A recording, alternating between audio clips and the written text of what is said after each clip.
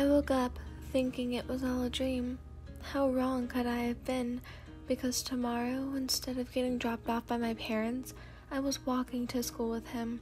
I did not expect to have to give up my luxury of a car for this.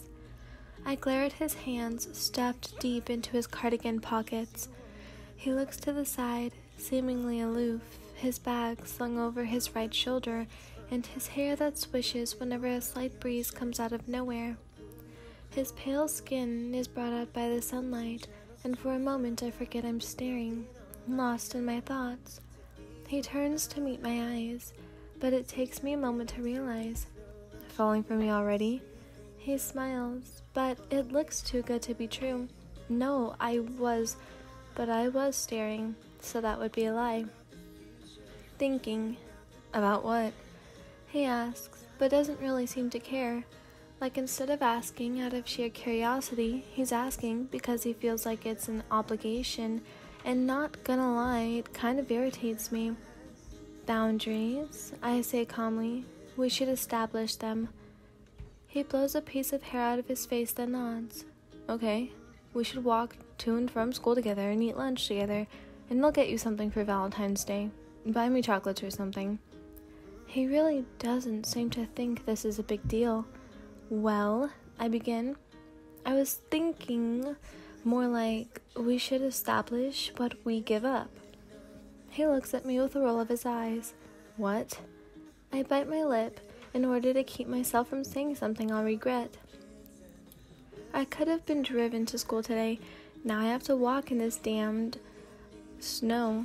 Asano had shown up at my front door this morning. Thank God I had opened it. Who knows what my parents would have thought or done. I know I agreed to date Asano because of them, but I want to ease it onto my parents, not just have them find out, not just have them find some kid at the door right after they told me about their stupid tradition. Okay, then what would you prefer to do? This needs to be believable. Let's start off with the truth. What's in it for you? I really don't think that matters. I think it does. I stop walking, forcing him to face me. Fine. I asked you to be my fake girlfriend because I thought it would get the girls at school off my back. Is that all? One more thing, I say. Rules. He drags a hand down his face. And by that you mean? I'll agree to eat lunch with you and walk home with you, but I get to drive to school. He nods. Okay, fine. I also agree about Valentine's Day. I'll give you some sort of mushy chocolate during lunch or something. I see him nod, then take a deep breath and continue. I also think that maybe we should plan a breakup, like set a date time. Asano nibbled his lip a bit. It's funny, I've never seen him thinking like this before. Not that I have much to compare to, but it seems out of the ordinary for him. Okay, how does March 25th sound? About a week and a half before summer. Okay, that's good. I nod, taking in this new information.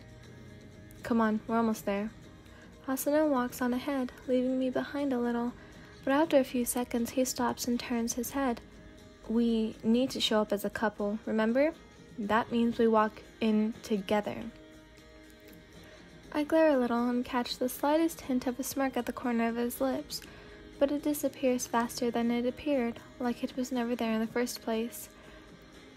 Then walk a little slower, please. As you wish, but I really would prefer it if we were not late. I do have somewhat of an appearance to keep up. Who knows, it might add to our lie. I mumble, knowing Asano couldn't hear me. We should hold hands as well, Asano says suddenly, holding out his hand.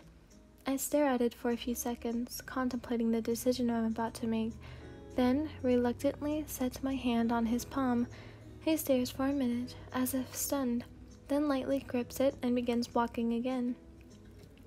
Our walking looks a little awkward because while we're holding hands, we're also trying to stay as far away from each other as possible, which is something we should have thought about before all of this. It'll be awkward as hell. Move closer to me. What? Do it. He pulls my hand, pulling my arm and me closer. His bag rubs against my arm. Couldn't this technically be considered assault? Because this isn't awkward at all? We'll get used to it. Wheel? As in we? Does that mean he's uncomfortable too? One last thing. We come to a stop in front of Kunigagaoka. Like I haven't heard that one before. He rolls his eyes, but I could care less. We should start calling each other by our first names. Yeah, that's what a normal couple would do. I think he's forgotten something though. We aren't. Okay, Gakushu. His name rolls off my tongue. Slick and bitter. Wyan. Not sure what he tried to do with that. He was probably just testing out how it sounded on his tongue. Probably how it felt on mine. I wouldn't put it past him. It's weird to act so familiar with someone you've just met, or I guess are getting to know, or something.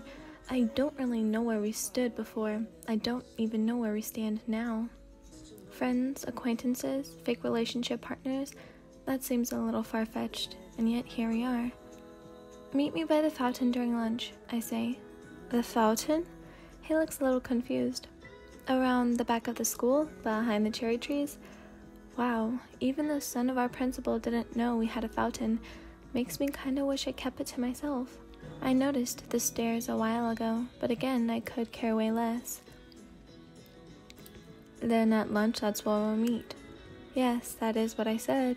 His eyes sharpen a little and it makes my skin crawl, but in a sort of good way, because in that millisecond, I knew I'd gotten under his preppy skin. Not that I want to talk, but I don't know, it just felt good to be able to see his way too happy-go-lucky face change into something dark for a minute. Bye. I head off toward class. See you later, Wyan. When he said my name, it felt odd, like it was something out of place, not supposed to be said by his voice. That it also felt kind of good.